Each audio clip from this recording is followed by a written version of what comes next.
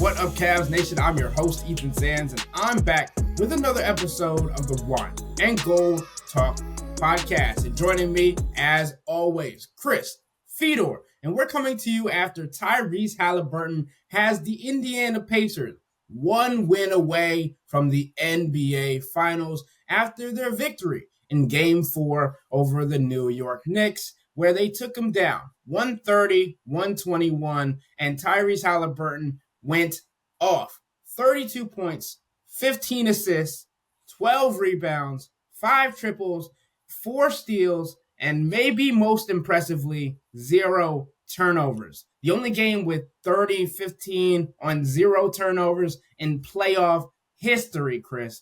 I know you want to gloat and tell us you knew this whole time that Tyrese was one of the better guards in the league. I mean, it's not becoming surprising anymore. And I don't think it was surprising earlier on in the season. And as I pointed on this podcast before, I was only, let's not say irritated, but not appeased by his jump shot. What do you think other teams are starting to learn and figure out about Tyrese Haliburton, and maybe about the overrated chants that we heard in Rocket Arena just a few weeks ago? I think it just kind of depends on who you're talking about. I think coaches around the NBA, Ethan, have mad respect for Tyrese Haliburton. I think they understand the way that he can manipulate the game. I think they understand the way that he can control and dictate pace, and the way that he has fueled an offense that has been one of the best in the NBA for the last 3 years. But I think players are jealous. I do. I think them making him the quote-unquote most overrated player, voting for him that way, I think it was a combination of lunacy. I think it was a combination of jealousy. And I think it was a combination of just hate. I think he's an easy guy to dislike because he is mouthy, because he does gesticulate, because he can get under your skin with some of the things that he does. And it can be very, very difficult to deal with him. And, you know, he has like a flamboyance to him. He has a flair to him, and it makes him an easy target. So I think that's where it was coming from when you talk about players and why they voted on him. The other thing is, like, to kind of take you behind the scenes, because I've seen these surveys that are anonymous. I've seen them conducted firsthand. And oftentimes, like, some of these questions just come out of nowhere for players and they don't really have an answer. But whoever is doing the reporting, and there are so many different people that write for The Athletic, and there's so many different people that are a part of this, and they just kind of like spread it out. And whatever locker room you can go into, whatever team that you cover, or if you're there for like a national game and there's a national athletic writer, they try and compile these things as much as possible and spread it out amongst all these writers so that you can reach a bunch of different demographics and you can reach a bunch of different teams and a bunch of different players and stuff like that. So I have seen these things done, and sometimes these players are caught off guard that they say, I don't know. I don't have an answer for it. And at that point, the writer does what, you know, he should be doing. And he says, well, you know, some of the other guys have said Tyrese Haliburton. Some of the other guys have said Zion Williamson. Some of the other guys have said Trae Young. What about one of those guys? And then the player's like, okay, I've got somebody in mind. I've got a couple of choices there, and let me pick one that's already been mentioned. So I don't know if that's what happened here. I'm just saying I've seen that. I've seen this for the last couple of years with one of the writers from The Athletic doing these kinds of surveys, and I'm having a conversation like in the locker over or 2 lockers over, or I'm in the locker room because I'm always in the locker room when it comes to the Cavs. So that might be part of it, but I also do think there's like a little bit of jealousy when it comes to Tyrese Haliburton. I do think there's a little bit of he becomes an easy target because he's not the most likable player in the NBA. Like Donovan Mitchell is likable. Everybody knows that. There are other guys around the NBA that are just like more likable in terms of play style, in terms of how they carry themselves, in terms of their ability to to just get on the nerves of another opponent. And all of that I think ties into it. But if you think NBA coaches are looking at Tyrese Haliburton saying like he's an easy guy to game plan for, or like he doesn't manipulate our defense, he doesn't change our defensive coverages, like you're out of your mind. Because all of these coaches that have to go up against Tyrese, especially in a 7-game playoff series, are staying up late at night trying to devise certain things to slow down this machine that is the Indiana offense, and he's at the head of it. For sure. And I think when you talk about the Cavs and you talk about a point guard that has been able to manipulate offenses, and you talk about or manipulate defenses, and you talk about a guy like Darius Garland, who also has those capabilities. I know you took to Subtext to talk and discuss with our subscribers about a potential trade for Darius Garland. And I know you also went into detail about the reasoning behind this maneuver and this potential move because of the second apron, because of his contract, and the potential viability of who and what they could get back in return for something or for someone like Darius Garland would be helpful for them, right? So take me into your thought process about that when it comes to Darius Garland, and then maybe we'll even get into a conversation about who you would rather build a team around currently when it comes to Tyrese and Darius. I just think the Cavs are at a point, Ethan, where they've got some hard decisions to make because of the realities of the salary cap and the realities of the second apron. There are 3 potential second apron teams in the NBA. It's Boston, it's Phoenix, and it's Cleveland. And, you know, sometimes that just becomes life when trying to be a contending team. And sometimes that just becomes your reality when you do a really, really good job drafting and a really good job trading, and you have to, at some point, re-sign all these guys and keep them all together. So I think we have to start here. I think in everything that we know about the Cavs and everything that I've been able to gather over the last weeks or so, it feels like the Cavs are committed to the core 4. It feels like the Cavs believe in those 4 guys, and they're just trying to find the best way to surround those guys with the right pieces to compete for a championship. And I think that's an understandable way for Kobe Altman and the front office to look at this. Because when you feel good about the talent that you have to be really, really careful about parting with any of that. In saying that, like all 4 don't have to stay. Like there's no rule that says all 4 have to stay. Like Boston picked the Jays, and then they figured it out around them, right? It hasn't been the same core. Like the same 2 pieces have been there, but the other parts have changed. They got rid of Marcus Smart, who was like the heart and soul of their team because they thought that was going to make them better, and it did. And it won them a championship. But it's like all of the other components around Jaylen Brown and Jason Tatum have all changed over the last couple of years. Those 2 are the untouchables. I think when we're talking about the Cavs, like, yes, they prefer to keep the core 4 together and see if they can build around them and find the right pieces around them and see if there's a viable way to do that, given the limitations that come with being a luxury tax team and a second apron team. In saying that, I think the 2 untouchables are Donovan Mitchell and Evan Mobley. And like, I have been getting the sense that like the Cavs would be more willing to entertain and at least consider possibilities for Jared Allen and Darius Garland than they have in the past. Now that all comes down to, it's got to be the right deal. It's got to be the right pieces coming back that the Cavs believe would be a step forward as opposed to just a lateral move or a step back. Like, I don't think they're in a situation where they're saying to themselves, we got to shed this salary. Like, we need to find a dumping ground for Darius Garland's contract or Jared Allen's contract. And the reason why, and like everybody always asks me, like, why do you bring up Darius? Why don't you talk more about Jared Allen? Because I think the package of players that the Cavs could get back in return for Darius is going to be higher. There's a need for a player like him. The point guard market in free agency is non-existent, basically. Kyrie Irving's probably going to go back to Dallas, and James Harden's probably going to go back to the Clippers. And now you're talking about like the second tier guys. So there aren't a bunch of teams with money in free agency.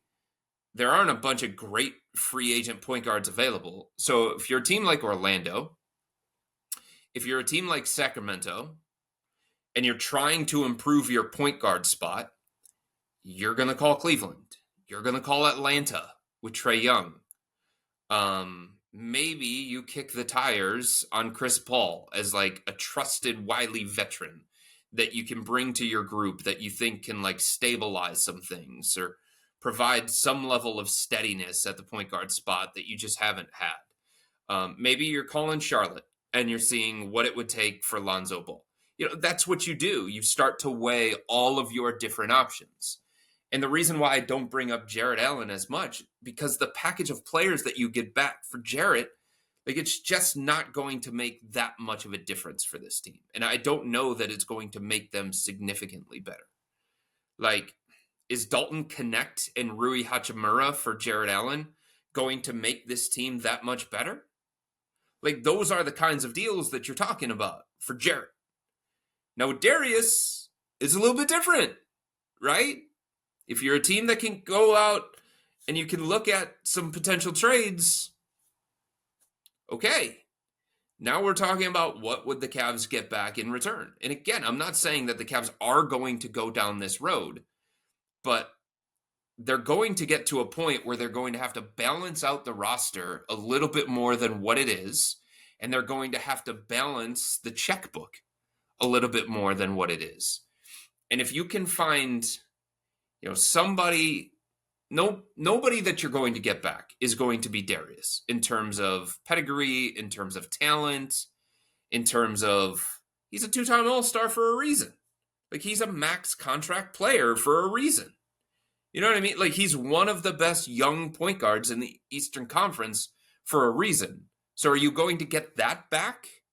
No, but can you reconfigure your roster? Can you restructure your salary cap by using Darius and find multiple players? Like, one of those maybe is a point guard. Not as good as Darius, but can provide enough good things that you feel like, well, the ball handling responsibility is going to be on Donovan a little bit more, or the offense is going to flow through Evan Mobley a little bit more. Or you bring back Ty Jerome and you give him a bigger role in terms of ball handling responsibilities, whatever the case may be. So I just think, like, when you're at a point that the Cavs are at with their roster, with, the way the season ended earlier than anybody expected, and with their salary cap situation, you have to start considering some of these alternatives. And you have to start having very difficult conversations. Conversations that are going to be painful. Maybe even subtractions from the roster that are going to be painful. So the one that I keep bringing up, Ethan, and look, I don't think there's going to be a trade that I'm going to bring up in a hypothetical, whether it's for Jarrett Allen, whether it's for Darius Garland, whether it's for a combination of Isaac Okoro, Dean Wade, that is going to stop and make people say, that's a no-brainer. Got to do that one. But I think there's one out there that would make some sense from the Cavs' perspective. Okay. Orlando is a team that is desperate for a point guard. Everybody knows that. They need scoring. They need shooting. They need playmaking. They need shot creation. Like, they can't have Paolo Banchero and Franz Wagner so responsible for their offense. Like, how can you create easier offense? How can you create easier shots for some of your better players? Enter Darius Garland. Enter Trae Young. They're probably going to be in those conversations. And Orlando's not a team that has money to spend this offseason in free agency unless they do a whole lot of salary cap gymnastics. Like, they don't even have the non-taxpayer mid-level exception because they are a first apron team. So the most they could offer a free agent is like $6 million a year. what kind of free agent are you getting for that kind of money? It's probably not going to be one that does enough of the stuff that you need from a starting caliber point guard. So I look at Orlando, I look at Sacramento. Those are the two teams that stand out to me the most about point guards. In Orlando has always made sense, and I don't think it's Franz. Like Darius for Franz is something that I have brought up before on this podcast, but I don't know that Orlando has enough motivation to break up Franz and Paulo. So you start looking a little bit deeper than that, and you start saying, okay, like if they're in a terrible salary cap situation, who are some of the quote unquote expendable pieces, movable pieces? And I think there's a framework. And I say framework because salary stuff becomes very, very difficult for the Cavs.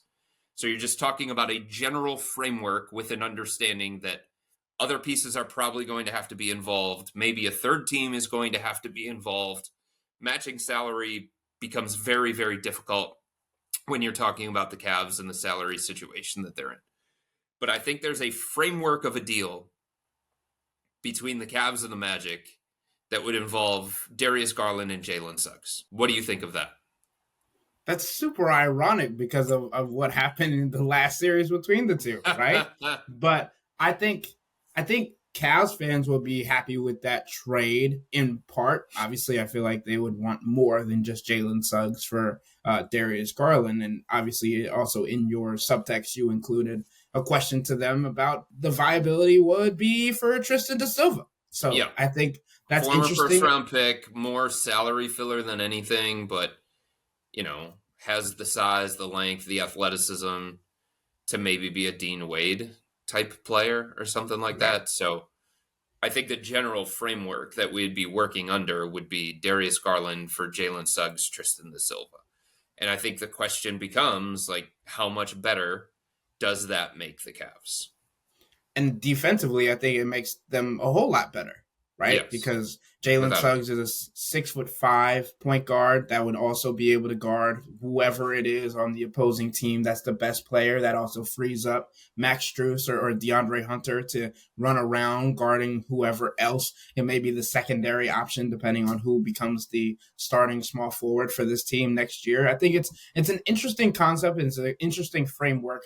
Obviously, Tristan da Silva is still unproven, but he's gotten more minutes than a guy like Jalen Tyson in a rookie class that is still, again, unproven. But I think it's interesting just because of what Cavs fans have been looking for a point guard for this team, and also what we've talked about, what the Cavs were to get back from a potential trade is extremely important. And in this case, you get added size in the backcourt that takes away kind of the small backcourt that we've been talking about for the last couple of seasons. But then you also have Donovan Mitchell with his wingspan and his length that can be a better defender than some defensive analytics might state. I also think that just the toughness, the mental toughness that Jalen Suggs has would be extremely helpful for the Cavs, not only because of his kind of pit bull, bulldog mentality on defense, but he's not going to get punked on the offensive end either, even though he's not known for that end of the floor. Also, he can bring up the ball fine, get Donovan off the ball. Yeah. All these things are important. That's what I'm saying. Like, I know you need the shot creation and the playmaking of Darius. And the idea behind Darius and Donovan together is how dynamic it can make your offense. And we saw that, right? It's one of the best offenses in NBA history. During the regular season, it was one of the best offenses in regular season history.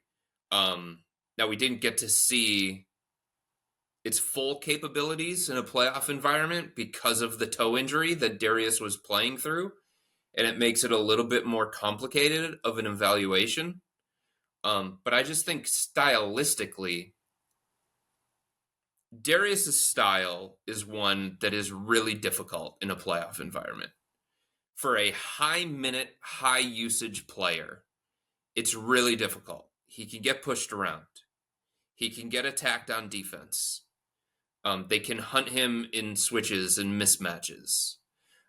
He can be bothered by the physicality and the tenacity and the playoff level stuff that Aaron Nesmith is going to provide, that Derek White is going to provide, that Andrew Nemhard is going to provide, that, you would probably have to deal with Josh Hart or with Mikal Bridges, those guys guarding Darius. And yes, he has advantages himself. His stop-start, his change of direction, his handle, his hesitation, his craftiness. So it's not saying that Darius can't be a successful playoff performer. But I think his style is one where you have to have like all of the right pieces around him to become the team that you believe that you need to be. And I just think, for this team, some of the defensive limitations, whether Darius was 100% or not, were always going to show up. That smart coaches, smart opponents, disciplined opponents were going to find a way to neutralize Darius or make him pay and make the Cavs pay so much on the defensive end that, not that he was going to get played off the floor or anything along those lines, but it was going to offset a lot of what the Cavs could become offensively. So I understand that Jalen Suggs is not as good of a player as Darius. I understand that Jalen Suggs is not as naturally gifted or talented as Darius, but he brings a lot of stuff that this team would benefit from.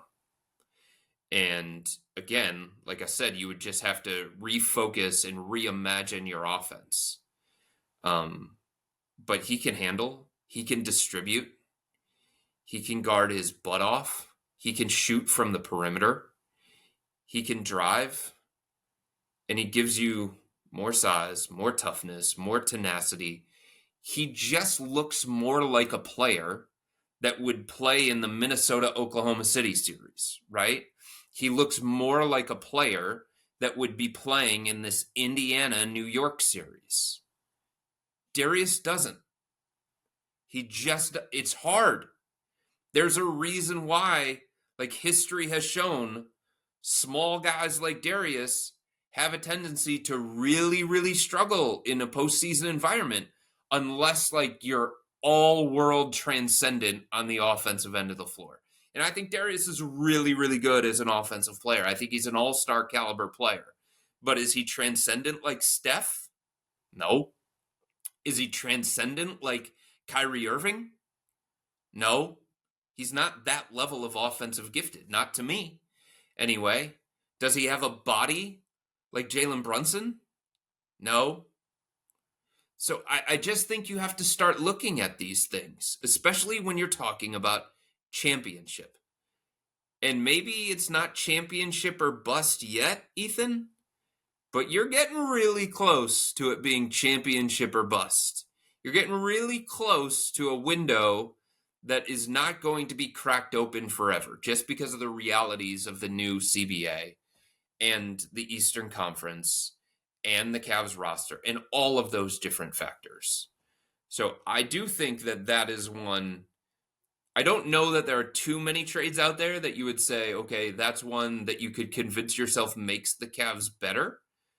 I think that's one that does, just because it fills in some other gaps that the Cavs need to fill in this offseason. Yeah, and I think it's important to note Jalen Suggs is going to turn 24 this June, and right. Darius Garland is 25. And so their timeline and trajectories are kind of similar when it comes to age-wise. But to your point, Chris, like we talked about the comparison between how Darius Garland needed to change his body, his defensive mindset, his mental toughness, his maturity to become a guy, not saying he's going to be Steph Curry, but to have that kind of a jump to get to the level where you're as respected as someone like that because of the work that you put in. And I think it's important to note that, one, because now the Cavs are playing this if and when kind of game with Darius Garland. Like, are you going to be capable of doing that? How many times do I have to ask this of you? How many times do we have to bring up, oh, I don't need you to play like a 25-year-old. I need you to play like a 28-year-old, right? And Jalen Suggs has never been asked that. Jalen Suggs has been asked to play exactly who he is because he's already playing with that mental space, with that mental toughness, and already has the body built up to be able to handle everything on the defensive end. And the other thing that kind of go hand in hand with that, when Jalen Suggs is struggling on offense, you can bet your butt that he is going to be guarding his ass off on the other end to make up for it. And that's just something that we don't know if Darius, his mental fortitude is going to get to that level. And I don't think the Cavs can wait for that. And again, to your point, Chris, we're Eastern Conference Finals or bust in the next year. Yeah. Like, that is the reality of the looming contract of Donovan Mitchell for his player option after the next 2 seasons, and then the reality of the CBA and how things are changing around the league. And it's not just going to be Darius Garland that teams are calling for after this year, right? If the Cavs don't get to the Eastern Conference semifinals or they can't get over that hump, they're going to be calling about Donovan Mitchell again. Mm-hmm. And we talked about this a little bit earlier into the summer about how it's been nice, or it has felt nice for the Cavs and for us, admittedly, to not have to talk about Donovan Mitchell's whereabouts, where you're going to end up in the next coming years. We're almost to the point where we're having those conversations again, Chris, and it was 1 year where we thought that the Cavs might have been off of those conversations, right? So I just think the one that you're talking about, the trade possibility that you're talking about for Tristan da Silva and Jalen Suggs for Darius Garland is interesting because of what it could mean for the playoff viability of the Cavs and the future when we talk about the age range, when we talk about the skill set, when we talk about the toughness. Maybe Darius Garland gets one more shot at it and ends up getting traded before the trade deadline. But if you don't see that growth, but again, it's hard to do that with these star players. One, because you're already in these contracts, and two, because it's the regular season for the Cavs that they would have to make these decisions. And as we saw in the regular season, for almost all of it, it didn't matter in the playoffs. They were one of the best regular season teams ever, especially offensively. And it didn't translate. So I think the Cavs have to look themselves in the mirror and figure out what they're willing to do, what they're willing to give up, and what that means on their return. I also think there's something to be said, Ethan, about how a guy's game translates to winning. And at some point, it just doesn't become a coincidence. And Jalen Suggs won in high school. He won in college. And he's been part of Orlando's rise. He's obviously not the only part of it. But we're talking about one of the top 5 picks, one of their core players that has been a part of them going from lottery to a team that, I don't want to say that they're a contender in the East because I think that's a little bit too far with them, but they have the look of that down the road at some point. And look, last year, they pushed the Cavs to 7 games. And this year, they were a physical problem for the Celtics at the very least. So they're knocking on the door to contention if they start making the other moves that they need to make around Paolo and around Franz and whoever else is going to remain on that roster. So I don't think they're a contender, but they have been a team that has gone from bad to good, and Jalen Suggs has been a big part of that because of his defensive tenacity, because of his winning characteristics, because of his on-court leadership, because of a lot of the intangible things that you need from a player like that.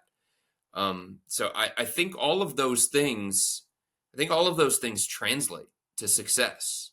His game, it translates to winning. It's synonymous with winning. It's not to say that Darius isn't or doesn't, but it's something that if I were the Cavs, I would at the very least consider it. I'm not ready to say that I would definitely pull the trigger on it, but it's one that I would consider, that I think at least has the ability, or you could make the argument, makes the Cavs better. because of the other ways that he helps. And because I don't think they take a significant step back on the offensive end of the floor. They obviously aren't as dynamic in the backcourt, but we can't pretend that Jalen Suggs is like a 9-point per game scorer or something like that. He can go out and get 15. And with Donovan Mitchell, with Evan Mobley, that might be all you need. Depending on some of the other moves that you try to make around the roster, if you do try to make other moves around the roster, if you can bring back Sam Merrill, if you can bring back Ty Jerome, if you can find some landing spot for Isaac Okoro to see if you can move off of his salary. I just think, in today's NBA, with the way that there are so many harsh penalties, it's very, very difficult to have 3 All-Stars on your roster. Very difficult. At some point, you're going to have to make difficult decisions. And I don't know that it's this offseason, because I think there are still some things that the Cavs can say to themselves about internal growth, a step forward, another step forward from Evan Mobley, another step forward from Darius Garland, maybe a slight step forward from Jared Allen, like a better version of Jared Allen than what they got in the final 2 games against Indiana, certainly. They can probably still tell themselves those things and be accurate enough about it. But I don't know how much longer that's going to last. And I believe in Jalen Suggs as a playoff performer. I do.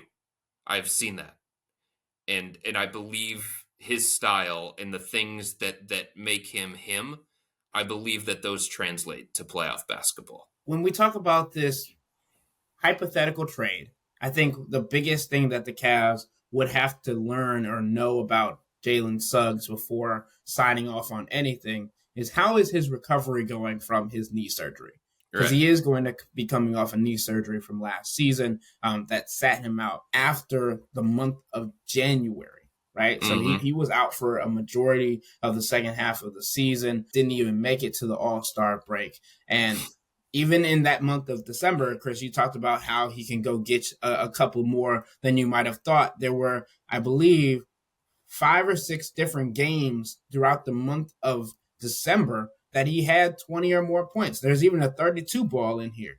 And when you look at like the shots per game in comparison to Darius Garland, Jalen Suggs took 13.7 shots per game during the regular season in just 35 games this year. Darius Garland took 15.7 shots per game in 75 games this year. And I think the other portion of this that you kind of alluded to is the development of Evan Mobley and wanting to get him to take more shots per game, right? And I think if Jalen Suggs comes onto this team, you have an opportunity that you didn't have with Darius Garland, who was so ball-centric. Now you can force-feed Evan Mobley, and also Jalen Suggs is good at running around on offense, creating havoc and setting screens as well, as we've seen as he's done for Franz and Paolo at the point of attack on a small guard, which makes things a little bit more difficult for opposing teams. And you got to look at all the different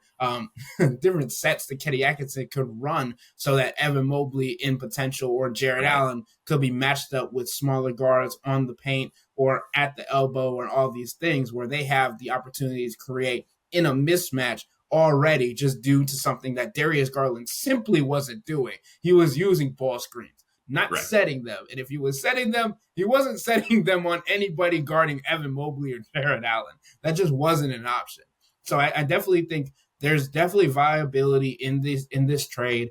And you mentioned Sacramento, and I don't want to go too long-winded into this, but who do you think they would be able to get back from Sacramento? And not necessarily talking about getting better, but the best option for them to get back when we talk about the Sacramento Kings having a potential need for a point guard like Darius Garland and already having a good amount of moves last season with DeMar and Zach LaVine, and obviously Domantas Sabonis being there. Do you think that the Cavs could go and get a guy like Zach LaVine for Darius Garland? No, I don't know that I love that fit, honestly. I'm not sure. Like, he gives you more size. There's more athleticism there.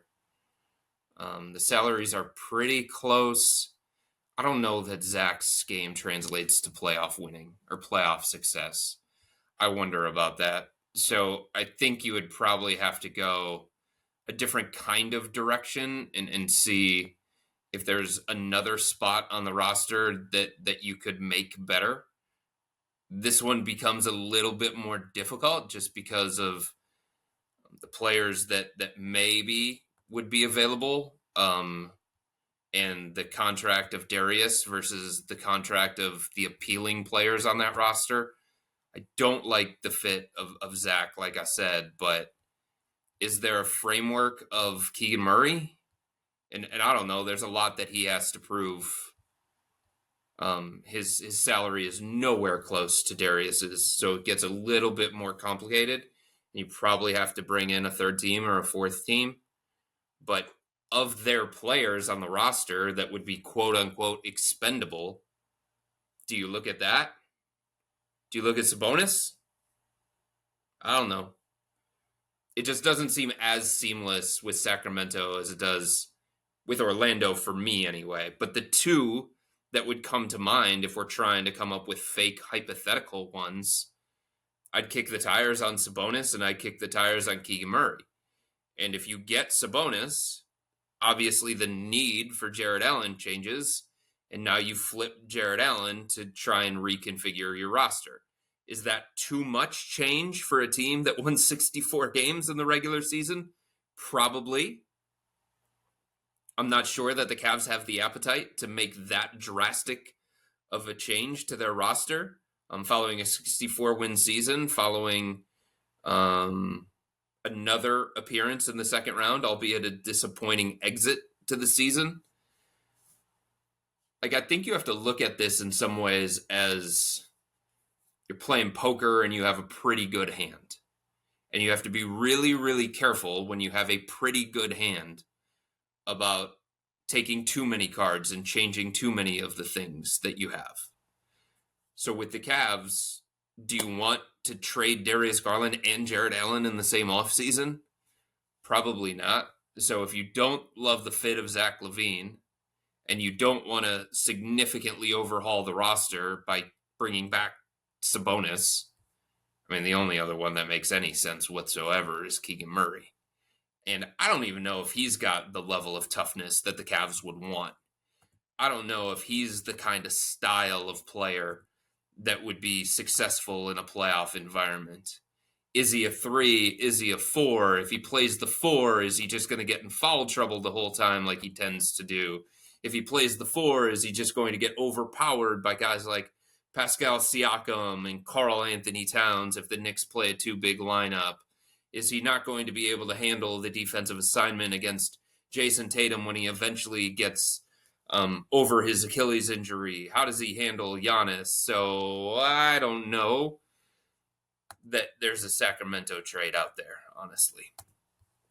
I think that's fair. And I just had to kick the tires on your thoughts because you did bring them up. And I know that because I think they're one of the teams, Ethan, that this offseason is looking for an upgrade at point guard. Obviously, they traded De'Aaron Fox, but that wasn't like, hey, for the next 4 or 5 years, we're going to be fine without adding to our team or without getting a true natural point guard that can run some DHO stuff and pick and roll stuff and pick and pop stuff with Sabonis. I think that was a move that they felt like they had to make at the time, but I think this offseason they're looking at their roster and saying, can we improve the point guard spot? Well, Chris, I think we'll have to hold off on that Tyrese Haliburton versus Darius Garland conversation for another day. Maybe after. Is it even a conversation at this point? Is it even a debate at this point?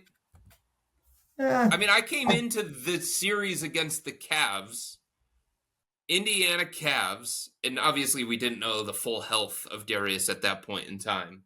But I was the only one on this podcast that was making the argument that the Indiana Pacers had the second best player in the series. Nobody wanted to listen to me. Nobody did, because they just decided that it was Evan Mobley. despite the fact that Evan hasn't proven on a playoff stage the things that Tyrese has. But it wasn't even a conversation. To me, it was never a conversation about Darius and Tyrese. Like, that was advantage Tyrese, advantage Pacers. I don't even know that this is a worthy debate at this point. Well, I was going to add on to that about any kind of playoff point guard outside of Tyrese and whether you would want to build a worthy debate. Correct. Whether you want to build around Darius Garland, Tyler Hero, all these guys and who's at the cream of the crop. That might be a different podcast that you guys should look out for, even though Chris doesn't think Tyrese and Darius is a big conversation. And I think he's probably right. But I wanted to get his team to the conference finals last year, conference finals this year, probably going to lead his team to the NBA finals.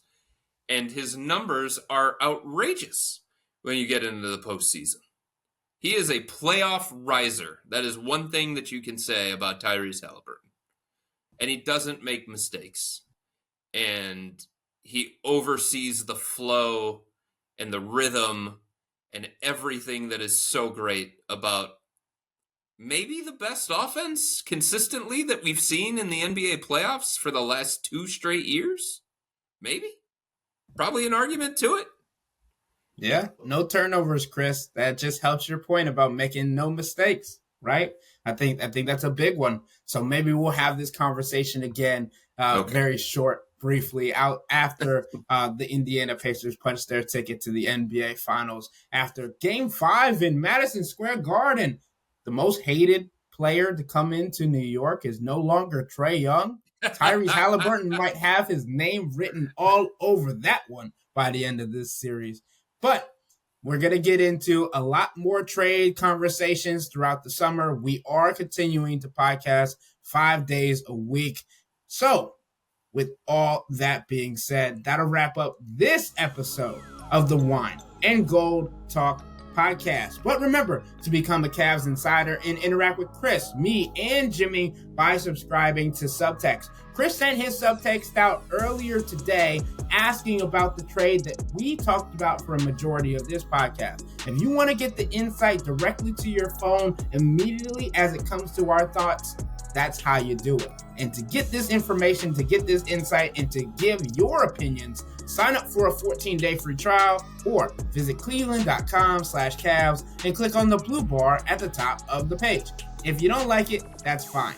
All you have to do is text the word STOP. It's easy, but we can tell you that the people who sign up stick around because this is the best way to get insider coverage on the Cavs from me, Chris, and Jimmy. This isn't just our podcast, it's your podcast. And the only way to have your voice heard is through Subtext. Y'all be safe. We out.